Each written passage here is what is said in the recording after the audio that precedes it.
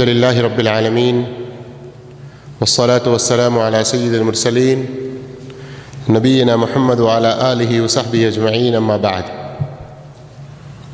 محترم بزرگوں اور معزز خواتین اسلام، اسلامی کیلنڈر کے مطابق 8واں مہینہ یعنی شعبان شروع ہو چکا ہے. آج انشاءاللہ ہم شعبان سے متعلق قرآن و حدیث کی کچھ اہم تعلیمات آپ کے سامنے رکھتے ہیں. آپ سے گزارش کی جاتی ہے کہ موجودہ وقت میں ہمارے معاشرے میں شعبان کے مہینے میں جو کچھ بدعتیں لوگ کرتے ہیں، ان بدعتوں کو چھوڑ کر نبی کریم محمد مصطفیٰ صلی اللہ علیہ وسلم سے جو سنتیں ثابت ہیں، آپ صلی اللہ علیہ وسلم جن اچھے کاموں کو خصوصی طور پر اس مہینے کی مناسبت سے ادا کیا کرتے تھے، بس انہی پر اکتفا کرنے کی ہم کوشش کریں گے. شعبان سے متعلق یہ چند اہم باتیں آپ کے سامنے رکھنے سے پہلے ایک ضروری بات ذرا پوری توجہ کے ساتھ سنیے کہ ہم جو بھی نیکی کرتے ہیں کس لیے کرتے ہیں؟ ہم اسی لیے تو نیکی کرتے ہیں کہ اللہ تعالیٰ اس کو قبول فرمائے اور اس نیکی کے بدلے اپنی رضا اور خوشنودی ہمیں عطا کر کے جہنم سے ہمیں دور رکھے اور اس کی جنتوں میں ہمیں داخلہ عطا فرمائے. یہی مقصد ہے نا؟ تو جب نیکی کا مقصد یہ ہے کہ اللہ اسے قبول کر کے ہمیں جہنم سے بچائے اور جنت میں داخل کرے، تو نیکی وہ کرنا چاہیے جسے اللہ رب العالمین قبول کرے. ہم اپنے طور پر یا ہمارے باپ دادا کرتے آئے ہیں وہ، یا ہمارے گاؤں میں، ہمارے ملک میں، ہمارے علاقے میں یہ رسم چلی آ رہی ہے، یہ سمجھتے ہوئے کچھ کام کریں گے تو وہ اللہ کے پاس قابل قبول نہیں ہوں گے، بلکہ اللہ کے پاس قابل قبول ہونے کے لیے وہی اعمال کرنے چاہیے جن کے کرنے کی اجازت اللہ نے دی یا اللہ کے رسول صلی اللہ علیہ وسلم نے دی، اور ان کو اسی طریقے پر کرنا چاہیے جس طریقے پر ہمارے پیارے رسول صلی اللہ علیہ وسلم نے کیا. انہی دو چیزوں کو کیا کہتے ہیں؟ شروط قبول الاعمال، یعنی کوئی بھی عمل قبول ہونے کی دو بڑی اہم شرطیں ہیں. ایک اخلاص ہونا چاہیے اور دوسرا متابعت، کہ ہم کریں کام وہی جو اللہ کی رضا حاصل کرنے کے لیے، اس کے لیے خالص ہو کر کریں اور نبی صلی اللہ علیہ وسلم کے طریقے پر کریں. تو آج ہم ہمارے معاشرے میں دیکھتے ہیں کہ شعبان کا مہینہ آتا ہے، 15ویں تاریخ خاص طور پر آتی ہے، شب برات کا نام اسے دیا جاتا ہے، اور لوگ بہت سارے کام نیکی کے جذبے سے کرتے ہیں، اجر و ثواب پانے کی امید سے کرتے ہیں. لیکن کبھی ہم نے غور کیا کہ جو کام ہم کر رہے ہیں، آیا ان کی اجازت اللہ کے رسول صلی اللہ علیہ وسلم نے دی ہے؟ کیا وہ کام اللہ کے رسول صلی اللہ علیہ وسلم نے کیے ہیں؟ یہ غور و فکر کرنا ضروری ہے. تو آئیے آج ہم پہلے آپ کو نبی کریم صلی اللہ علیہ وسلم سے اس مہینے میں کون سے کام ثابت ہیں، اس مہینے کی کیا فضیلت ہے، اس مہینے کا نام شعبان کیوں ہے، ان چیزوں کے بارے میں کچھ جانکاری آپ کے سامنے پیش کریں گے. آدھا گھنٹہ شاید لگ بھگ اسی میں گزر جائے گا. تو انشاءاللہ اس مہینے میں لوگ کیا کرتے ہیں اور وہ کام اللہ کے رسول صلی اللہ علیہ وسلم نے کیا یا نہیں کیا، اگلی بار میں ضرور اس کو جاننے کی کوشش کریں گے. شعبان کا مہینہ اس کا نام شعبان کیوں پڑا؟ حافظ ابن حجر اسقلانی رحمۃ اللہ علیہ فرماتے ہیں کہ اس کے دو وجوہات ہیں۔ ایک، سمی شعبان لتشعبہم فی طلب المیاہ، کہ عرب کے لوگ پانی کی تلاش میں جو بڑھ جاتے تھے، نکل جاتے تھے، لتشعبہم، اس جملے سے شعبان کا مہینہ پڑا ہے۔ اور ایک دوسری وجہ یہ بیان کی، او فی الغارات بعد ان یخرج شہر رجب الحرام،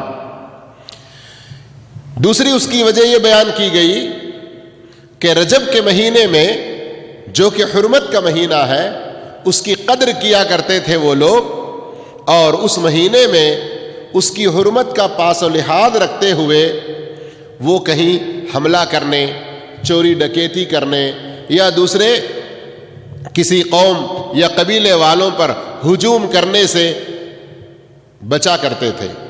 لیکن جب یہ مہینہ نکل جاتا تو پھر شعبان کے مہینے میں نکل پڑتے اور دوسرے قبیلے والوں پر ٹوٹ پڑتے، تو اس لیے بھی اس کا نام یہ رکھا گیا۔ بہرحال اس کا نام جس کسی وجہ سے بھی رکھا گیا ہو، لیکن اس کی فضیلت میں ہمیں ایک حدیث پیارے نبی صلی اللہ علیہ وسلم کی ملتی ہے، اس کو ضرور سننا چاہیے اور اس پر توجہ دینی چاہیے۔ حضرت اسامہ بن زید رضی اللہ تعالیٰ عنہ بیان فرماتے ہیں، قلت یا رسول اللہ، میں نے کہا اللہ کے رسول صلی اللہ علیہ وسلم، لم ارک تصوم شہرا من الشہور ما تصوم من شعبان، آپ جس قدر شعبان کے مہینے میں روزے رکھتے ہیں اس قدر کسی اور مہینے میں روزے رکھتے ہوئے میں نے نہیں دیکھا۔ یعنی اس سے مراد کیا ہے؟ نفل روزے ہیں۔ اور رمضان تو فرض روزے اس میں رکھنا ہے، وہ تو مکمل مہینے میں رکھتے ہیں، لیکن باقی 11 مہینوں میں سے جس قدر زیادہ روزے شعبان میں رکھتے ہوئے آپ کو میں نے دیکھا، اس قدر کسی اور مہینے میں روزے رکھتے ہوئے نہیں دیکھا۔ تب آپ صلی اللہ علیہ وسلم نے فرمایا، ذاک شہر، یہ وہ مہینہ ہے، یغفل الناس عنہ بین رجب و رمضان، رجب اور رمضان کے بیچ میں یہ جو مہینہ ہے، اس سے لوگ بہت غافل ہوتے ہیں، لوگ بہت غافل ہوتے ہیں، بڑی غفلت میں رہتے ہیں۔ رجب کا مہینہ جو شعبان سے پہلے ہے وہ حرمت والا مہینہ ہے، اس کا پاس و لحاظ رکھتے ہیں، بعد میں رمضان کا مہینہ ہے تو اس کی بہت بڑی فضیلت ہے تو اس کا اہتمام کرتے ہیں، لیکن درمیان میں یہ جو مہینہ ہے اس سے لوگ بڑے غفلت میں رہتے ہیں۔ مقصد کیا آپ صلی اللہ علیہ وسلم کا؟ تو میں ان غافل لوگوں میں شمار ہونا نہیں چاہتا، میں اپنے آپ کو اس طرح غفلت میں نہیں رکھنا چاہتا، بلکہ میں اللہ کی خصوص عبادت، اللہ رب العالمین کی یاد اور اس کے ذکر و فکر میں مشغول رہنا چاہتا ہوں۔ پھر آگے آپ صلی اللہ علیہ وسلم نے فرمایا، وَهُوَ شَهْرٌ تُرْفَعُ فِيهِ الْأَعْمَالِ إِلَى رَبِّ الْعَالَمِينَ، یہ وہ مہینہ ہے جس میں اعمال اللہ رب العالمین کے حضور اٹھا لیے جاتے ہیں۔ فَأُحِبُّ أَن يُرْفَعَ عَمَلِي وَأَنَا صَائِمٌ، میں یہ پسند کرتا ہوں کہ میرا عمل اللہ کی بارگاہ میں اٹھا لیا جائے اس حالت میں کہ میں روزے سے رہوں۔ تو اس حدیث کے اندر ہمیں نبی کریم صلی اللہ علیہ وسلم کے بارے میں پتہ چلا کہ آپ صلی اللہ علیہ وسلم بکثرت روزے رکھا کرتے تھے۔ اس کی وجہ پوچھی گئی تو آپ صلی اللہ علیہ وسلم نے 2 وجہ بتلائی۔ ایک، اس مہینے میں لوگ بہت زیادہ غفلت میں رہتے ہیں، میں ان غافل لوگوں میں سے نہیں بننا چاہتا۔ دوسرے، اس مہینے میں اعمال اللہ کی بارگاہ میں اٹھا لیے جاتے ہیں، میں چاہتا ہوں کہ میرا عمل روزے کی حالت میں اٹھا لیا جائے۔ تو اس طرح ہم اس مہینے میں روزوں کا بکثرت اہتمام کر سکتے ہیں، جیسے کہ اور دوسرے صحابہ اکرام اور بالخصوص امہات المؤمنین میں سے حضرت عائشہ صدیقہ رضی اللہ تعالیٰ عنہ بیان کرتی ہیں، لم یکن النبی صلی اللہ علیہ وسلم یصوم شہرا اکثر من شعبان فإنہ کان یصوم شعبان کلہ۔ صحیح بخاری کی اس حدیث میں آپ رضی اللہ عنہ فرماتی ہیں کہ نبی کریم صلی اللہ علیہ وسلم جس قدر زیادہ شعبان کے مہینے میں روزہ رکھا کرتے تو اس قدر زیادہ کسی اور مہینے میں رکھا نہیں کرتے تھے، بلکہ یوں لگتا کہ گویا آپ پورے شعبان کا روزہ رکھ رہے ہیں۔ اب یہ تو پورے مہینے کے بارے میں ایک عام بات معلوم ہوئی کہ اس پورے مہینے میں جس قدر زیادہ ممکن ہو سکے روزہ رکھ سکتے ہیں، اور اس کے دو فائدے کہیے یا دو وجہ ہمیں نبی صلی اللہ علیہ وسلم کی زبانی معلوم ہوئی۔ اب کیا 15ویں شعبان اس کی کوئی خصوصیت ہے؟ اس کے بارے میں کوئی فضیلت نبی کریم صلی اللہ علیہ وسلم سے ثابت ہے؟ شیخ البانی رحمہ اللہ، جو ابھی اپنے قریب وقت کے بہت بڑے محدث گزرے ہیں، ان کی تحقیق کے مطابق اس سلسلے میں 2 حدیثیں ہمارے سامنے آتی ہیں۔ ایک حدیث کچھ اس طرح ہے: یطلع اللہ الی عبادہ لیلۃ النصف من شعبان فیغفر للمؤمنین ویمہل الکافرین ویدع اہل الحقد بحقدہم حتی یدعوہ۔ اللہ تعالی 15ویں شعبان کی رات اللہ تعالی اپنے بندوں پر نگاہ فرماتا ہے، مومنوں کو تو بخش دیتا ہے، البتہ کافروں کو مہلت دیتا ہے کہ وہ توبہ کر لیں، استغفار کر لیں، کفر کو چھوڑ دیں، اسلام و ایمان کی طرف آ جائیں، نیکیاں کرنے لگ جائیں۔ مومنوں کو بخش دیتا ہے اور کافروں کو مہلت دیتا ہے۔ وَيَدَعُ أَهْلَ الْحِقْدِ بِحِقْدِهِمْ، اور جو کینہ کپٹ رکھتے ہیں مومنوں میں سے، بالخصوص جو کینہ کپٹ رکھتے ہیں اپنے دوسرے مسلمان بھائیوں بہنوں کے بارے میں، جو کینہ کپٹ رکھتے ہیں، چاہے وہ پڑوس میں رہنے والے ہو، ماں بیٹی کے درمیان میں ہو، ساس بہو کے درمیان میں ہو، ایک ساتھ پڑھنے والی سہیلیوں کے درمیان میں ہو، ایک ساتھ کسی جگہ کام کرنے والے سہیلیوں کے درمیان میں ہو، آپس میں اسٹوڈنٹس اور بھائیوں کے درمیان میں ہو، جس کسی بھی آپس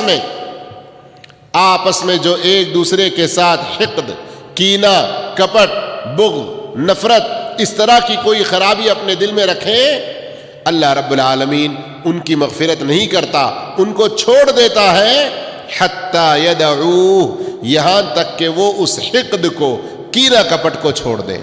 جب وہ کینہ کپٹ کو چھوڑ دیں گے، اور خاص طور پر اس مہینے میں اگر کوئی اس کا اہتمام کرے، تو پھر وہ اللہ کی مغفرت کو پا سکتے ہیں، ورنہ یہ مہینہ آئے گا، 15ویں شعبان آئے گی، اور کسی کے دل میں کینہ کپٹ ہوگا تو اس کو اللہ رب العالمین کی مغفرت نصیب نہیں ہوگی۔ اللہ اکبر! ذرا غور کریں، کتنی بڑی دھمکی اس میں دی جا رہی ہے۔ آئیے ایک اور حدیث بھی سن لیتے ہیں، پھر اس کے بعد ذرا ان حدیث کے جملوں پر کچھ غور و فکر کریں گے ہم آپ۔ دوسری حدیث ہے، نبی کریم صلی اللہ علیہ وسلم فرماتے ہیں: ان اللہ تعالی لیطلع فی لیلۃ النصف من شعبان، بے شک اللہ تعالی 15ویں شعبان کی رات نگاہ فرماتا ہے، فیغفر لجمیع خلقہ، اپنی مخلوق میں سے سارے لوگوں کو بخش دیتا ہے، سارے لوگوں کو بخش دیتا ہے، الا لمشرک او مشاحن، لیکن نہیں بخشتا تو 2 قسم کے لوگوں کو۔ غور کیجئے ذرا، 2 قسم کے لوگوں کو اللہ تعالی نہیں بخشتا ہے۔ ایک ہے مشرک، جو اللہ عز و جل کی ذات میں یا اس کی صفات میں یا اس کے افعال میں یا اس کی عبادت اور اس کے حقوق میں شرک کرتا ہو، اور دوسرا وہ آدمی جو کسی مسلمان بھائی سے جھگڑا کیا ہوا ہو، اس سے بات چیت چھوڑا ہوا ہو، اس کے ساتھ قطع تعلق کیا ہوا ہو، یہ چاہے رشتہ داریوں میں ہو یا غیر رشتہ داروں میں، کلمہ پڑھنے والے مسلمان آپس میں اگر بات چیت چھوڑے ہوئے ہیں، آپس میں دشمنی رکھے ہوئے ہیں، آپس میں بغض و نفرت رکھے ہوئے ہیں، ایک دوسرے کے ساتھ قریب ہونے کے بجائے ایک دوسرے سے تعلقات بڑھا کے رشتے ناتوں کو جوڑنے کے بجائے وہ اور زیادہ دور ہوتے چلے جا رہے ہیں، تو ایسے 2 قسم کے لوگوں کی، ایک اللہ کے ساتھ شرک کرنے والے اور دوسرے کینہ کپٹ رکھنے والے، ان 2 قسم کے لوگوں کی مغفرت نہیں ہو سکتی۔ آج ذرا ہمارے معاشرے پر ہم نگاہ دوڑائیں، آج ہمارے معاشرے پر ہم نگاہ دوڑائیں۔ شعبان کا مہینہ آتا ہے، 15ویں شعبان بھی آتی ہے، گزر جاتی ہے، حلوے پکا کر اور بہت سارے جشن منا کر، شب برات کے نام پہ بڑی محفلیں کر کے اور لوگوں کو پارٹیاں اور دعوتیں وغیرہ دے کے، گھر بھرائی، مردوں کی عید، پرانے لوگوں کو جو مر چکے ہیں ان کی روحوں کو آرام اور سکون پہنچانے کے نام پہ دعوتیں کر کے، ایصال ثواب کے نام پہ بہت ساری بدعتیں کر کے، کیا کچھ ہم گناہ کے کام اپنے کھاتے میں، نامہ اعمال میں ڈالتے چلے جاتے ہیں۔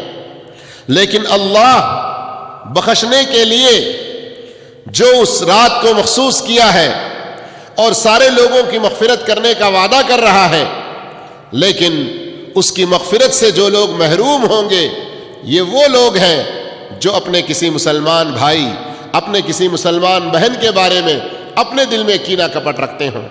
ذرا ہم اپنے اپنے حالات پر غور کریں کہ ہم میں سے کتنے سارے ایسے لوگ ہیں معمولی اسباب کی بنا پر، پیسوں کے بارے میں چھوٹی سی بات ہو گئی، زمین کے بارے میں چھوٹی سی لڑائی ہو گئی، یا آپس میں کھانے پینے میں کوئی بات ہو گئی، کہیں کسی کی کوئی غیبت و چغلی ہو گئی، یا کسی جگہ پر بیٹھے ہوئے تھے کسی کا مذاق اڑایا گیا، یا کبھی کسی کے ساتھ کوئی ایسی ہنسی ہوئی جو دوسرے کو پسند نہ آئی، ان معمولی اسباب کی بنیاد پر کبھی کسی سے کسی نے کوئی چیز لی اور واپس نہیں کی، کبھی کسی سے کوئی وعدہ خلافی ہو گئی، دنیا کے معمولی اسباب کی بنا پر ہم برسوں تک دشمنی پالے رکھتے ہیں، آپس میں ایک دوسرے کے ساتھ کینہ کپٹ رکھتے ہیں۔ اور کینہ کپٹ رکھنے کی ایک دوسری بھی شکل ہمارے معاشرے میں موجود ہے۔ وہ کیا؟ سامنے نظر آتے ہیں تو مسکرا کر ہنسی خوشی کے ساتھ مل لیتے ہیں، جیسے ہی دور چلا گیا، جیسے ہی غائب ہو گیا، ارے یہ خبیث تو ایسا تھا، یہ بدمعاش تو ایسی تھی، یہ تو فلاں ویسے، اس کی غیبت، اس کی چغلی، اس کے بارے میں اپنے دل میں جتنی ساری غلاظت، جتنا سارا کینہ کپٹ ہے، وہ ایک تیسرے کے سامنے، چوتھوں کے سامنے غیبت اور چغلی کی شکل میں بیان کرتے چلے جا رہے ہیں۔ تو یہ سامنے جو ایک ڈھونگ رچایا، سامنے جو ایک ہنسی اور مسکراہٹ اور ملنے کا بہانہ کیا اس کے جانے کے بعد اس کی غیر موجودگی میں دوسروں کے سامنے اس کی برائیاں بیان کرتے ہوئے اپنے دل کا بھڑاس نکال رہے ہیں۔ کیا ان چیزوں کو اللہ رب العالمین نہیں دیکھ رہا ہے؟ کیا ان کیفیات کو اللہ رب العالمین نہیں جان رہا ہے؟ کب ہم اللہ عز و جل کی اس ذات پر جو پوشیدہ، ظاہر، غیب، شاہد، ہر چیز کو اچھی طرح سے جاننے والا ہے، بلکہ ہمارے دلوں کے اندر جو وسوسے آتے ہیں، دلوں کے اندر جو خیالات ہوتے ہیں، ان کو تک جاننے والا ہے۔ ان اللہ علیم بذات الصدور، اللہ رب العالمین دلوں کے اندر کی بھیدوں کو جاننے والا ہے، وہ بہت باریک بین ہے، بہت باخبر رہنے والا ہے۔ وَلَقَدْ خَلَقْنَا الْإِنسَانَ وَنَعْلَمُ مَا تُوَسْوِسُ بِهِ نَفْسُهُ، انسان کو ہم نے پیدا کیا ہے، اس کے نفس میں جو کچھ وسوسے آتے ہیں ان سب چیزوں کو جانتے ہیں۔ اس بات پر ہمیں یقین ہونا چاہیے، اور آپس میں تعلقات بہتر بنانا، لوگوں کی غلطیوں کو بھول جانا، ان کو برسوں تک یاد رکھ کے جب بھی یاد آتا رہے اس پر 4 لعنتیں کرنا، 4 گالیاں بھیجنا، یہ ایک مسلمان کا صحیح طریقہ نہیں ہوا کرتا۔ اس لیے کہ دنیا میں ہر انسان خطا کار ہے، دنیا میں ہر ایک سے غلطی ہو جاتی ہے، دنیا میں ہر ایک سے کسی نہ کسی طرح کی کوئی لغزش ہوتی ہے۔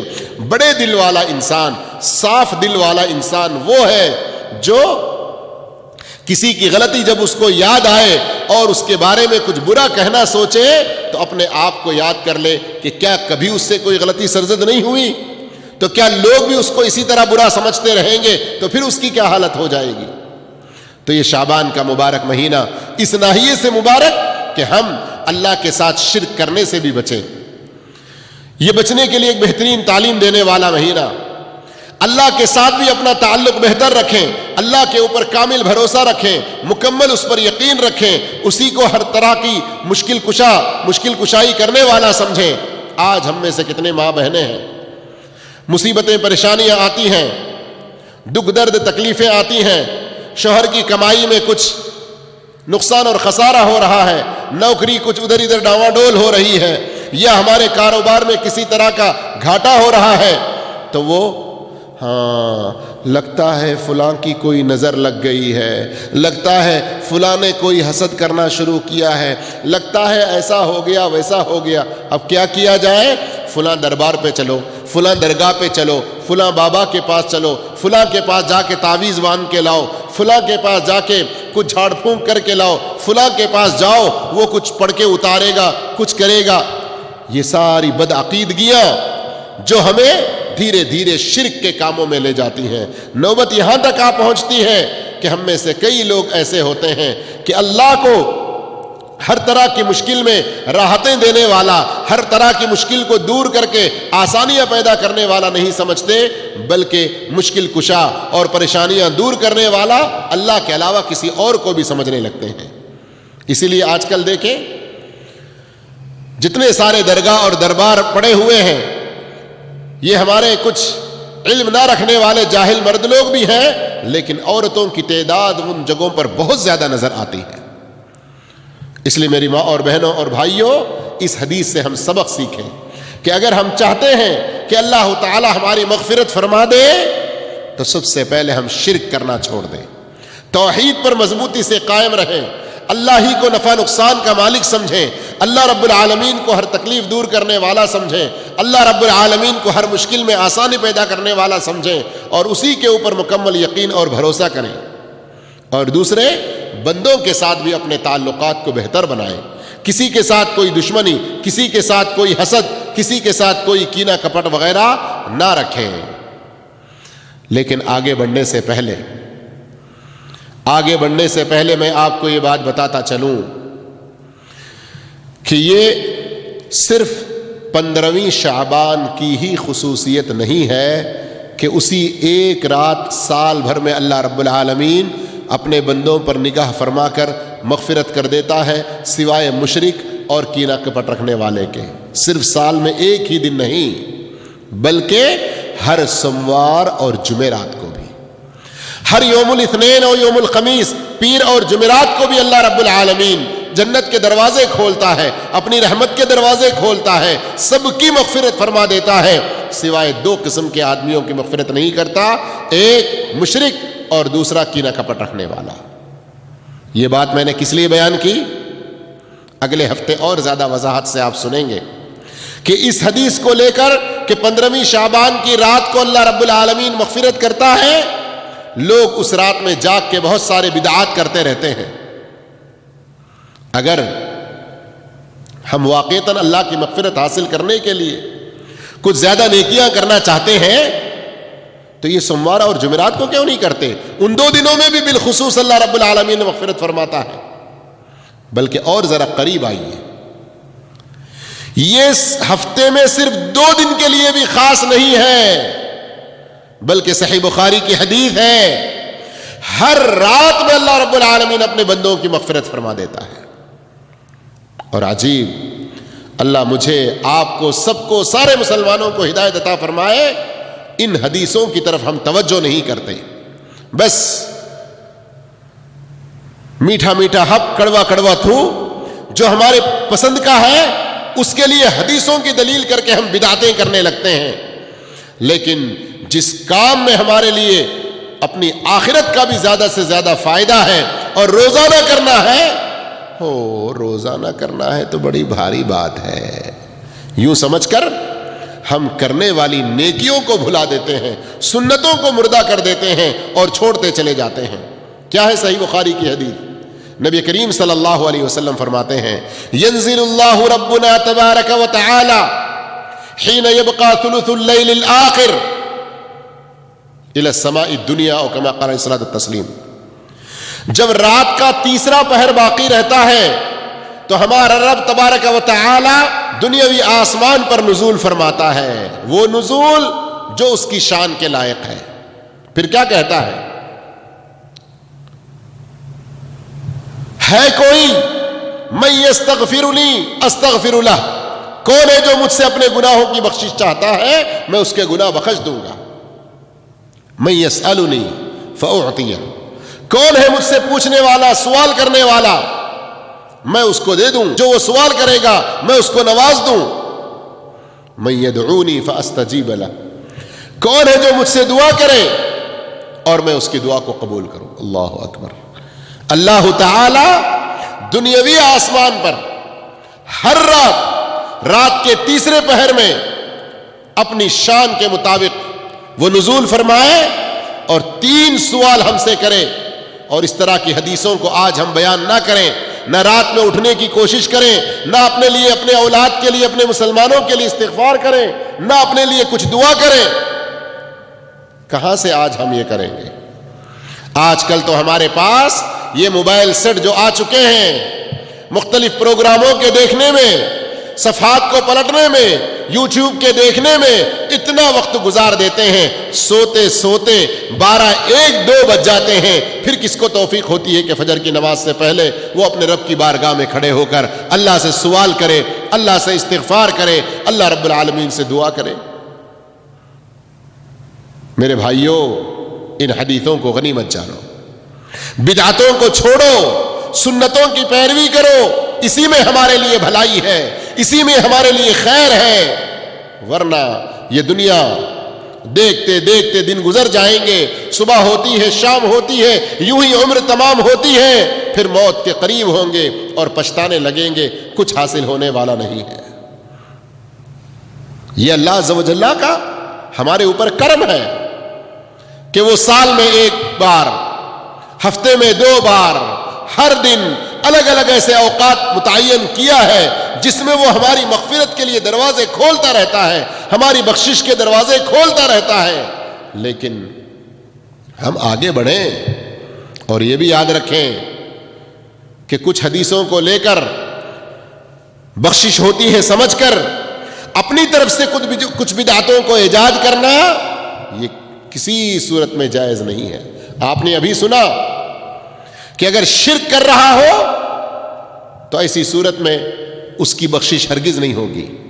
اگر وہ اپنے مسلمانوں کے بارے میں کینہ کپٹ رکھتا ہو تو اس کی بھی مغفرت نہیں ہوگی، اللہ رب العالمین اس کو نہیں بخشے گا۔ ان 2 برائیوں سے بچ کر سنت کے مطابق اپنی زندگی گزارنے کی ہم کوشش کرتے رہیں۔ جن جن نیکیوں سے ہمارے گناہ معاف ہوتے ہیں وہ نیکیاں زیادہ سے زیادہ کرتے رہیں۔ مثال کے طور پر دن اور رات میں 5 وقت کی نمازیں ہیں جن کے ذریعے ہمارے گناہ معاف ہوتے ہیں۔ میری بیٹیاں، میری بہنیں، میرے ماں اور میری تمام رشتہ دار مسلمان اسلامی بہنیں، میرے بھائیوں، اس بات پر توجہ دو کہ آج ہم میں سے کتنے لوگ ہیں ان نمازوں کو بہت حقیر جان رہے ہیں۔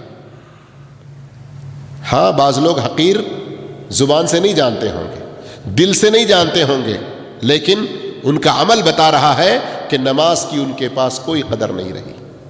اللہ کے نبی صلی اللہ علیہ وسلم نے کیا فرمایا تھا؟ جو نماز کو اس کے آخری وقت میں پڑھنے کی کوشش کرتا ہے وہ منافق ہے۔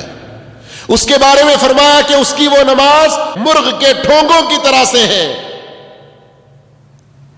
اور بعض روایتوں سے پتا چلتا ہے کہ اس کی وہ نماز جو جان بوجھ کر اس طرح تاخیر سے پڑھے، اس کی نماز آسمان تک، اللہ رب العالمین تک پہنچنا تو دور کی بات، آپ نے فرمایا کہ اس کے کاندھوں، اس کے کانوں کے اوپر تک بھی نہیں جائے گی۔ اللہ اکبر، اللہ اکبر۔ آج اس نماز کی ہمارے درمیان کیا قدر ہو گئی؟ کتنی مائیں ایسی ہیں جو اپنے بچوں کے پیشاب کرنے کے بہانے نمازوں میں سستی کرتی ہیں۔ کتنے مرد حضرات ہیں جو اپنی ڈیوٹی کے بہانے نمازوں میں سستی کرتے ہیں۔ کتنے طالب علم ایسے ہیں، طالبات ایسی ہیں، اسٹوڈنٹس ایسے ہیں جو اپنے امتحانات، اپنے ہوم ورک، اپنے کام، گھر میں ماں کے ساتھ میں مصروف، باپ کے ساتھ کاروبار میں مصروف، اس بہانے نمازوں میں سستی کرتے ہیں۔ واللہ یہ سارے بہانے آخرت میں کچھ کام نہیں دیں گے، کچھ کام نہیں دیں گے۔ ہماری گناہوں کی مغفرت کا اللہ کی توحید کے بعد سب سے بڑا ذریعہ 5 وقت کی فرض نمازیں ہیں، 5 وقت کی فرض نمازیں ہیں۔ ہم میں سے کتنے ایسے بھائی بہن ہیں جو عمرہ حج کے بڑے شوقین ہوتے ہیں، کعبۃ اللہ کے دیدار کے بڑے ہی حریص ہوتے ہیں۔ کیوں بھائی؟ کس لیے؟ بھائی یہ بھی کوئی پوچھنے والی بات ہے؟ ہر مومن کا دل کعبہ کو دیکھنے کے لیے بےتاب ہوتا ہے. ہر مومن مرد ہو یا عورت کعبۃ اللہ کی زیارت کے لیے تڑپتا رہتا ہے. ہاں بھائی، کیوں ہے یہ تڑپ؟ اپنے گناہ بخشوانے کے لیے نا، اللہ کی رضا حاصل کرنے کے لیے نا، اللہ رب العالمین کے محبوب بندے بننے کے لیے ہے نا.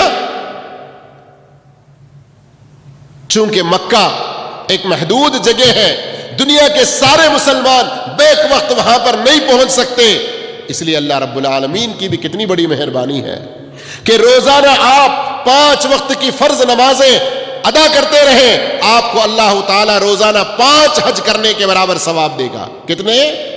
5 حج کرنے کے برابر.